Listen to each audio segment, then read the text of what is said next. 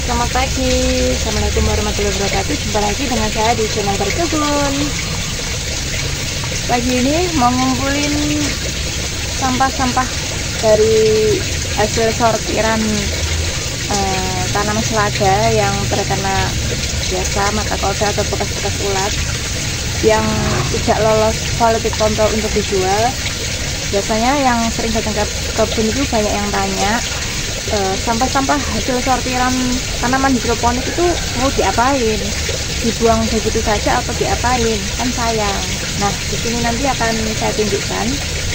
Jadi konsepnya sama seperti vlog sebelumnya tentang pemanfaatan limbah sampah dapur untuk dijadikan pupuk organik. Nah, ini nanti lebih kompleks lagi. Jadi saya tunjukkan rantai lumbung pangan yang saya bikin, yang insya Allah bisa memberikan ide atau menginspirasi teman-teman di rumah untuk ketahanan pangan keluarga.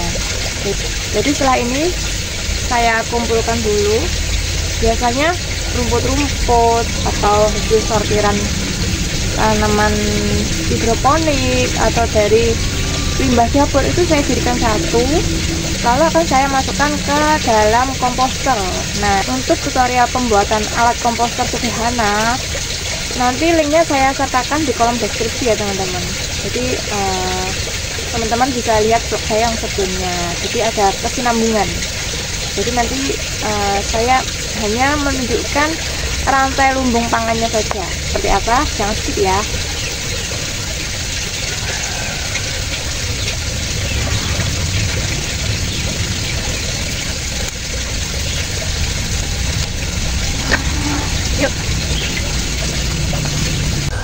Sampah-sampah limbah dari dapur dan sebagainya ini biasanya saya tampung di alat komposter sederhana saya ini. Coba kita lihat dalamnya. Nah, itu yang bagian bawah berwarna coklat itu kompos yang sudah jadi ya teman-teman. Jadi yang warna hijau ini masih baru. Jadi nanti kompos yang berwarna kecoklatan ini bisa diambil dulu untuk pupuk sayuran yang ditanam secara konvensional atau di tanah. Di dalam alat komposter ini terdapat hewan yang membantu untuk proses pengomposan daun-daunan atau sisa hasil sampah dapur ini ya teman-teman. Hewan ini namanya maggot. Pernah dengar nggak? Di dalamnya sampah ini kalau dibongkar pasti dalamnya ada maggot. Nah, sebelum sampah basahnya ini kita masukkan ke dalam komposter, lebih baik yang sudah jadi komposnya kita panen dulu. Ini akan sangat dibutuhkan oleh tanaman. Kandungan nutrisinya luar biasa seperti ini.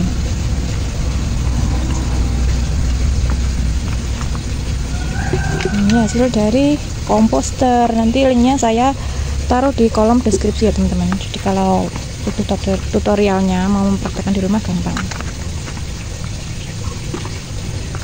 Ini sudah jadi teman-teman. Kita mau panen secukupnya atau semuanya it's okay. Bisa panen pupuk cairnya juga melalui keran di bawahnya.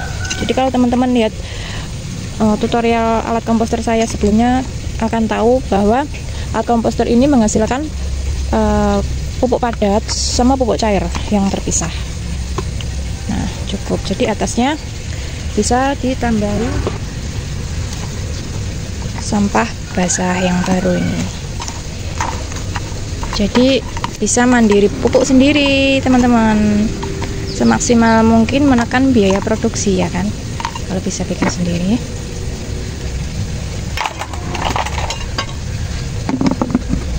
Nah, seperti ini. Jangan lupa ditutup rapat. Nah, di dalam komposter ini nanti akan menghasilkan maggot teman-teman. Jadi maggot itu sejenis lava yang berprotein tinggi. Lah, fungsinya maggot ini apa? Maggot ini nantinya akan saya jadikan untuk pakan lele di sebelah sini. Nah, di sini ini kolam lele teman-teman.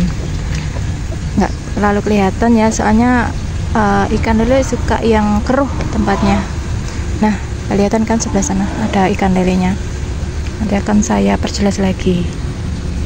Sebelumnya saya juga sudah pernah share mengenai pemanfaatan limbah air kolam lele ya teman-teman. Manfaatnya dan kandungan nutrisinya luar biasa sekali untuk tanaman yang ditanam secara konvensional.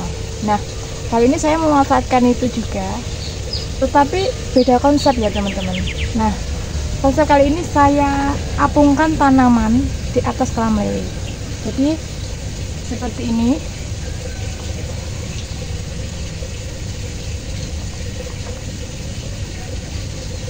Nah, ini bisa digeser gini kan teman-teman. Jadi ini kebetulan juga waktunya panen. Dengan konsep seperti ini kan kita bisa panen protein prohenya, ikan lelenya di bawah tanaman ini, dan sekaligus itu juga bisa tanam protein nabatinya teman-teman. Jadi kebutuhan sayur dan kebutuhan protein dari hewannya tercukupin gitu loh. Jadi sesederhana ini konsepnya, dan saya berusaha untuk meminimalisir pengeluaran. Nah, bagaimana teman-teman tertarik untuk mencobanya?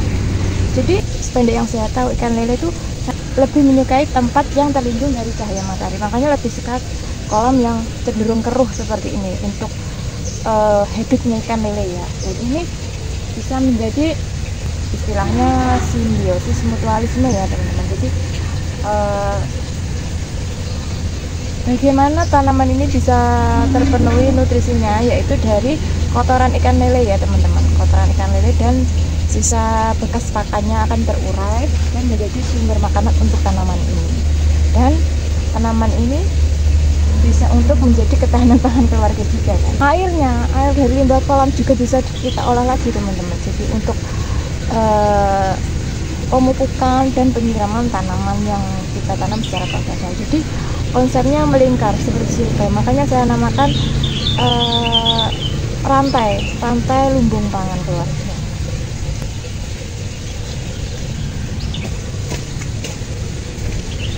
Aduh.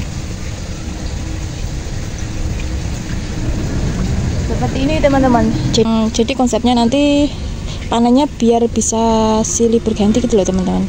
Jadi satunya panen, satunya tanam, satu panen, satu tanam gitu. Dan ini kalau kangkungnya dipotong kan bisa numbuh lagi, nggak perlu berkali-kali untuk ditanam.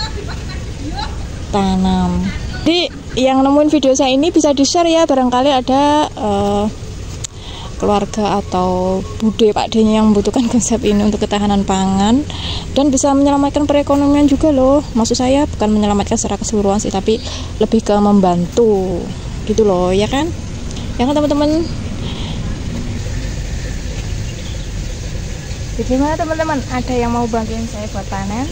Nah, konsep seperti ini bisa dijadikan ide bisnis juga ya teman-teman. Kalau misalnya untuk ketahanan pangan keluarga saja sudah alhamdulillah terpenuhi. Kalau misalnya tanam banyak lumayan bisa untuk menghasilkan cuan kan teman. Jadi untuk pupuk insya Allah kita sudah mandiri. Kalau misalnya sedikit tangan kita mau bergerak saja seperti ini contohnya, ini lumayan bisa menghasilkan cuan. Contohnya seperti ini ya teman-teman.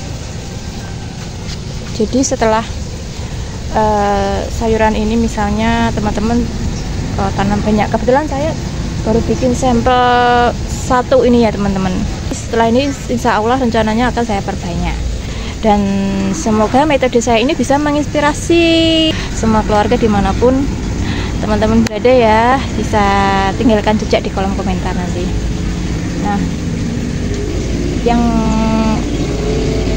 sayuran yang di kolam terpenuhi nutrisinya, yang ditanam secara konvensional juga terpenuhi pupuknya juga teman-teman. Jadi kita nggak perlu pupuk kimia lagi, sebisa mungkin menekan biaya produksi.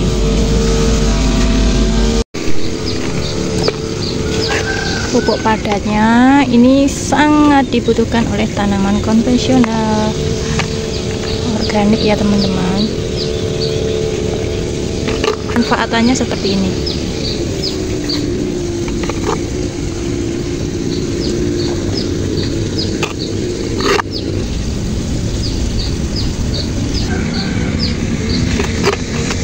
Pupuk cairnya juga bisa diaplikasikan ya. Tanamannya bisa tumbuh.